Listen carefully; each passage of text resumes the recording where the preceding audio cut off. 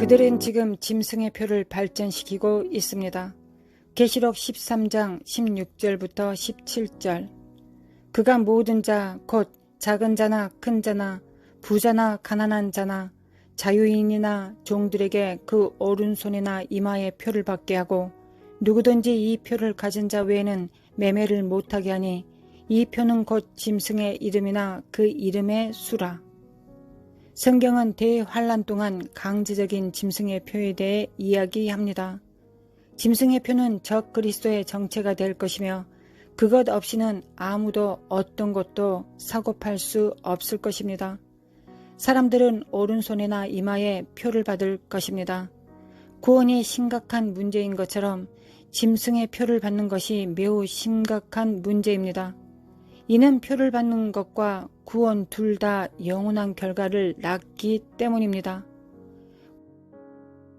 구원에는 영원한 결과가 있으며 가장 중요하게 다루어져야 합니다.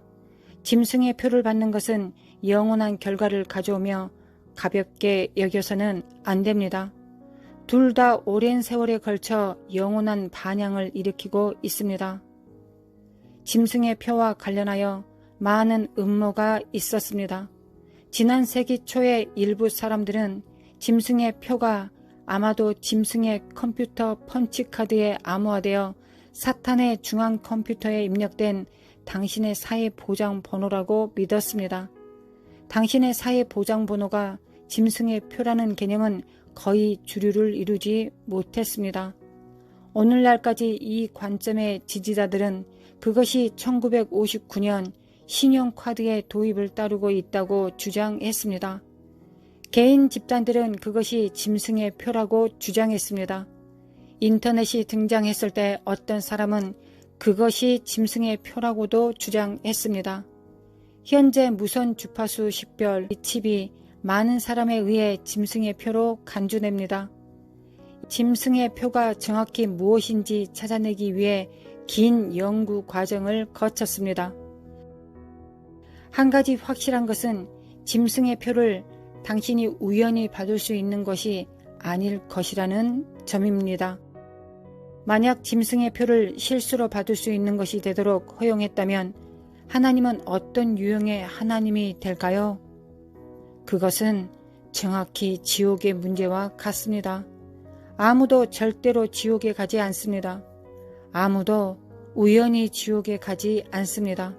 하나님은 모든 사람에게 주 예수 그리스도를 받아들일지 아니면 그를 거부할 것인지 선택권을 주십니다.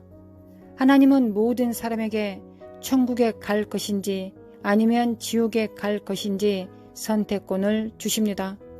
짐승의 표가 올 때 땅에 있는 사람들은 이 표가 나타나는 것을 정확히 알게 될 것입니다. 표를 둘러싼 모호함이 없을 것입니다. 우리는 지금 이 표가 무엇인지 정확히 알지 못할 수도 있습니다. 그러나 이 땅에 있을 세대는 그 표가 무엇인지 정확히 알 것입니다. 하나님은 사랑하시는 분이십니다. 하나님은 사람에게 정보를 제공하고 그들이 그들 자신의 자유의지로 결정하게 하시는 분이십니다. 표가 땅에 있을 때 계시록에 나오는 14만 4천 명의 유대인들이 세계를 두루다니며 복음을 전파할 것입니다. 이 14만 4천 명의 유대인들은 인맞은 자들입니다. 이는 그들의 하나님의 특별한 보호를 받은 것을 의미합니다. 그들은 하나님의 심판과 적그리스도의 진노로부터 안전하게 보호받습니다. 그들의 사역의 결과로 모든 민족과 백성과 방언 가운데 셀 수 없는 수백만의 큰 무리가 그리스도를 믿게 될 것입니다. 그들은 복음을 선포하고 복음에 언급된 대로 짐승의 표를 알 것입니다. 저는 그들이 이 표를 받는 결과에 대해 경고할 것이라고 확신합니다. 하나님은 또한 두 증인을 보내실 것입니다. 그 두 증인들이 땅에 와서 인류에게 경고할 것입니다. 심지어 새 천사도 인류에게 이 표에 관해 경고하려고 날아가는 것이 하늘에서 보여질 것입니다. 그 표에 대한 완전한 인식 없이 아무도 짐승의 표를 받지 못할 것입니다. 성경은 우리에게 계시록 14장 9절에서 주의 천사가 사람들에게 짐승의 표를 받지 말며 짐승에게 경배하지 말라고 경고할 것이라고 말합니다. 짐승의 표는 그것의 영원한 결과 때문에 우연히 받게 되지 않을 것입니다. 하나님께서 그것을 받아들이지 않도록 사람들에게 미리 경고할 것입니다. 더욱 짐승의 표는 짐승의 숭배와 밀접한 관련이 있으므로 그 표는 짐승에 대한 충성, 헌신을 크게 의미할 것입니다. 부지불식간에 그것을 받을 사람은 아무도 없습니다. 기술의 발전이 표를 위한 길을 준비하고 있다고 믿는 사람들이 있습니다.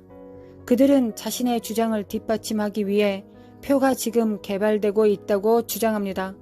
그들은 안면 인식 기술에서 급격한 개선과 우리를 모니터링하는 증가하는 기술의 능력을 강조합니다. FRT라고 불리는 안면 인식 기술에 관한 기사에서 100개 국가 분석은 다음과 같이 말했습니다. 50여 년 전 2001년 스페이스 오디세이에서 안면 인식 기술을 포함한 인공지능 기능을 갖춘 컴퓨터를 세상에 소개했습니다. 그것은 다른 세계에서 이해하기에는 다소 어려운 것처럼 보였습니다. 오늘날 안면인식 기술 FRT는 놀라울 정도로 많은 사람들에게 일상의 한 부분입니다. 전화기를 열고 온라인 뱅킹에 로그인하는 것부터 범죄 데이터베이스에 얼굴을 스캔하는 것까지 FRT는 기하급수적인 속도로 성장했습니다. 전문가들은 세계 안면인식 시장이 2020년에서 2025년 85억 달러로 2배 이상 성장할 것으로 예측했습니다. 이 모든 사실로 인해 일부 사람들은 이것이 적 그리스도가 세상을 감시할 방법 중 하나이고 심지어 표를 도입할 것이라고 결론을 내립니다. 더욱이 우리가 짐승의 표에 대해 말하는 계시록 7장과 14장과 같은 구절과 대조할 때 짐승의 표를 강한 믿음을 가지고 이런 것들과 연관시키는 징후로 생각할 것입니다. 계시록 7장 1절부터 8절과 14장 1절에서 어린 양의 표가 논의됩니다. 이니 하나님과 자신을 동일시하는 자들에게만 표시하는 데 사용되었다는 것을 알 수 있습니다. 그래서 같은 방식으로 우리는 짐승의 표를 이미 사탄에 대한 충성을 맹세한 자들에 대한 짐승의 인으로 생각할 수 있습니다. 비록 사거나 팔 수 없다는 문제가 어떤 사람들로 하여금 짐승의 표를 받아들이도록 강요할 것이지만 짐승과 관련된 더 많은 사람들이 아무런 시행 없이도 짐승에 대한 충성의 인으로서 그 표를 받을 것입니다. 우리는 짐승의 표가 어떻게 생겼는지 알 수 없습니다. 그것에 관한 모든 이론은 단지 추측일 뿐입니다. 어떤 사람들은 짐승의 표가 사람들의 이마나 오른손에 있는 숫자 66의 도장이라고 믿는 반면 짐승의 표를 바코드로 생각하는 사람들도 있습니다.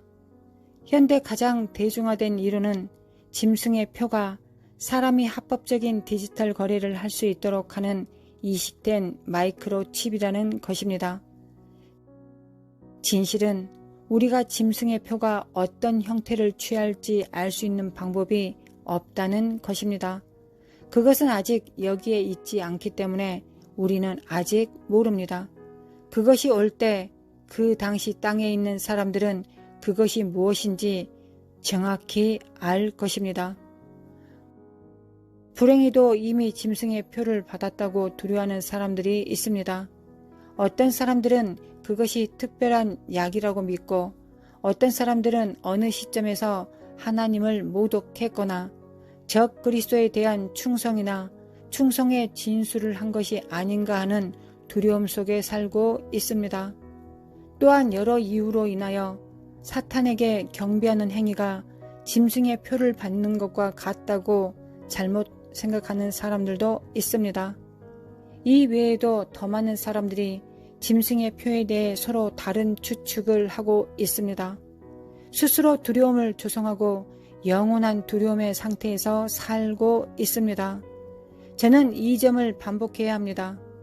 표가 오면 세상은 그것에 대해 경고를 받을 것입니다. 그것에 관한 불확실성은 없을 것입니다. 기독교인으로서 당신의 초점은 기술에 집중되어서는 안 되고 짐승의 표가 무엇인지에 대한 생각에 사로잡혀서도 안 됩니다. 당신의 주요 관심사는 주 예수 그리스도와의 관계이어야 합니다. 짐승의 표는 법적인 거래를 수행할 수 있는 유일한 수단입니다. 때가 참에 나팔이 울리고 땅에서 주 예수 그리스도를 믿는 모든 사람이 땅에서 들려질 것입니다. 데살로니가 전서 14장 16절부터 17절에서 말합니다. 주께서 호령과 천사장의 소리와 하나님의 나팔 소리로 친히 하늘로부터 강림하시리니 그리스도 안에서 죽은 자들이 먼저 일어나고 그 후에 우리 살아남아있는 자들도 그들과 함께 구름 속으로 끌어올려 공중에서 주를 영접하게 하시리니 그리하여 우리가 항상 주와 함께 있으리라.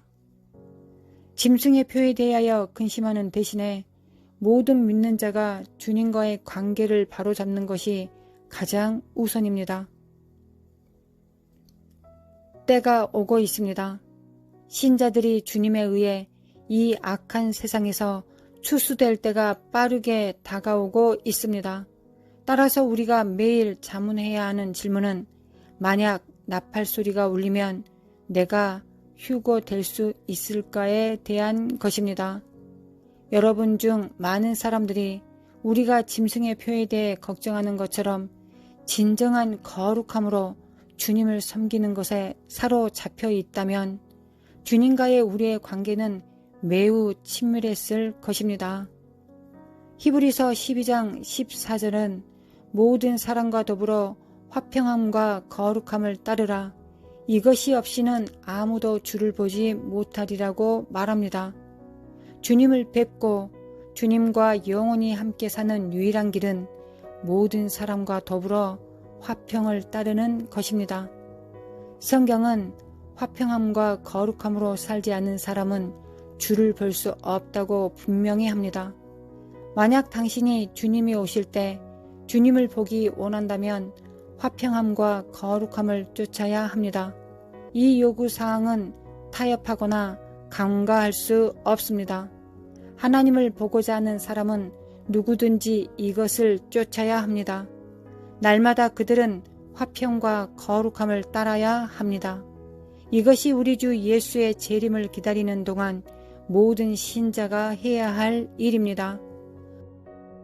우리는 거룩하게 생활하여 왕의 오심을 대비하여 생활을 깨끗하게 유지해야 합니다. 이러한 자질을 가진 자들은 왕을 맞이할 수 있는 유일한 사람들입니다. 우리가 하나님의 자녀임을 세상에 증명하는 것들 중 하나는 동료 신자 및 불신자와의 관계에서 화평한 생활 방식입니다. 우리는 화평한 생활을 유지해야 합니다.